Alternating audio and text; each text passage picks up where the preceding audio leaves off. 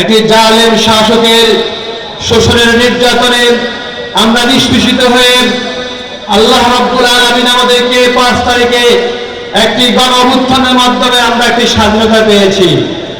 এই স্বাধীনতা 16 বছর ছিল না।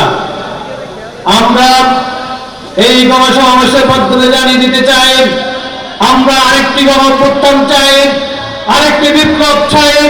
আজকে ঢাকাতে যত মানুষ শহীদ হয়েছে, আজকে আমরা দেশের প্রত্যেকটা অঞ্চল থেকে আমরা পীর সাহেবদের মনে যদি অর্ডার দেন, নির্দেশ দেন, আমরা দলে দলে লাখো লাখো কোটি জনতা আমরা ঢাকায় গিয়ে প্রয়োজনে গণ অভ্যুত্থান করবো। আরেকটি বিপ্লব হবে, আরেকটি গণ অভ্যুত্থান হবে। সেই গণ অভ্যুত্থান হবে ইসলামী হুকুমত কায়েমের গণ অভ্যুত্থান। সংগ্রামী উপস্থিতি, আমরা এখন একটি ইসলামী জাগরণী সঙ্গীত আমরা পরিবেশন এখান স্পিচ থেকে হবে। জাগরণী সঙ্গীত পরিবেশন করছেন জাতীয় সাংস্কৃতিক সংগঠন